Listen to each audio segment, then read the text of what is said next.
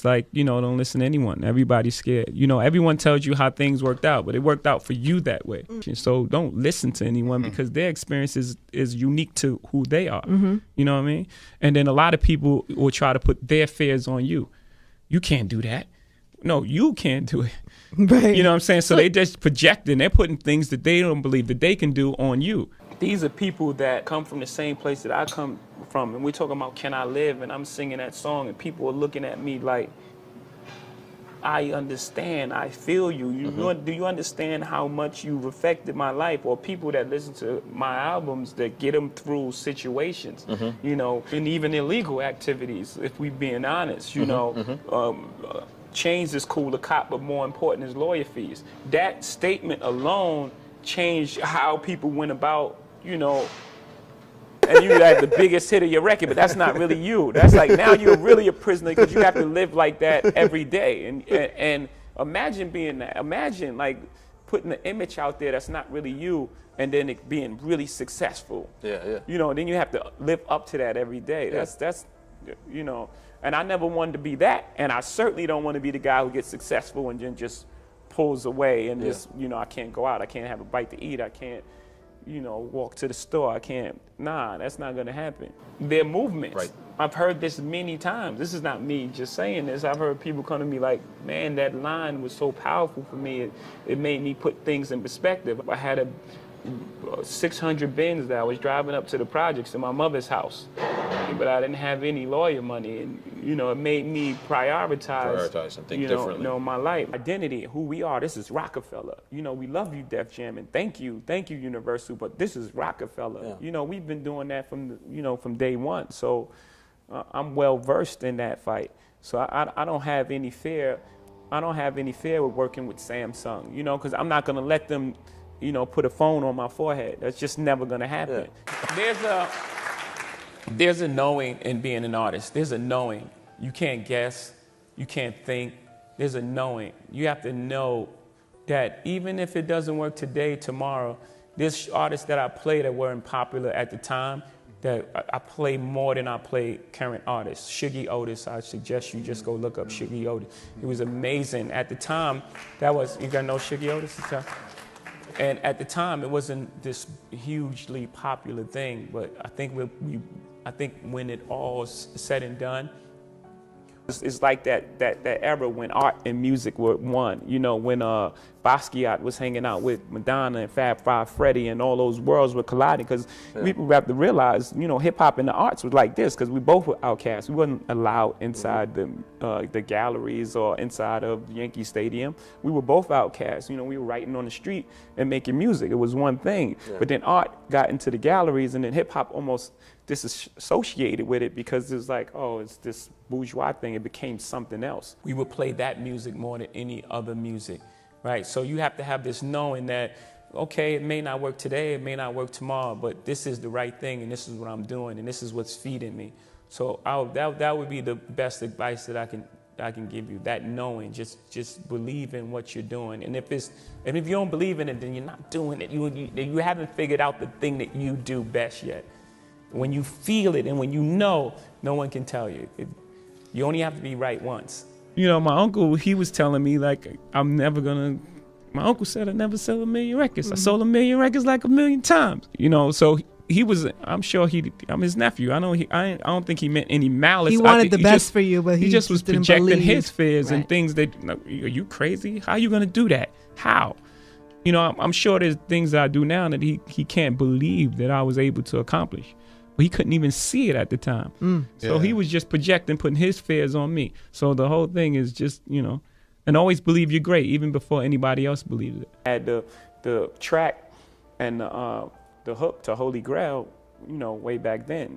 You know, so I can't say I officially started then. I had pieces of music and ideas. And then, you know, when Timberland and we caught that vibe, then it was a pretty short period of time. It was over like a couple weeks. It was over, okay. you know, maybe 2 weeks, maybe 3. Let's just say 3 weeks, and it was done. You know, most people that were successful growing up from where I was from never came back. So it was never a dialogue on how'd you do it, what happened. There was no mentoring program there. There was no going back and grabbing a person and teaching them trade or, what it is that you do, and then that person go back and grab 2 people, and then, and it goes from there. So I figured I'd start with school. My first album came out, I was 26, and I had seen so many things in the street, so my attitude was like, man, I've seen so much, and, I don't have anything to prove. I know who I am. I'm a very self-aware person. So when you're self-aware, even when you're dealing with someone's ego, you know when to allow it to, you allow their ego to live in its own space. The problem is when you engage that energy, that's when there's a problem. If you engage the ego with your ego, then it's like, okay, now something has to happen. It could keep escalating to a level that can be irreversible. But if you don't engage the ego, if you know how to manipulate or play around with the ego, but that's weird in itself to people, and you give light back to darkness, right? It's very difficult. People don't know how to take that, especially at a younger age. Now when they're a bit older, they can probably understand what you're doing. But if you're in a room, but it remains something that inspires you, because I think even like people were critical, like when you say like you're inspired by Basquiat, or it ain't hard to tell I'm the new John Michel. Some people even get offended by it, those type of statements. Like when you put your context of your artistry against artists that are painters, what's the statement you're trying to make? That is no different. No, it's no different. Shakespeare was a man who wrote poetry. I'm a man who writes poetry. I mean, why not compare yourself to the best? It's the only way that you. And people are bringing all of that wild energy into a room, and you just take a step back into the shadow a little bit and just let them do that. They would almost take offense to that. Why are you playing along? Why are you getting involved in this? Did you have experiences like that where people thought, I don't know how to take Jay. I don't know how to deal with Jay. He doesn't engage with us on that level. Yeah, I'm sure, and a lot of times what that also can be, you can misinterpret that as arrogance. In its own way. If someone doesn't engage you in the way that you believe they should, then people's like, he's arrogant. He's act like he's above everybody. Like, no, I just don't want to argue with you about stupid shit.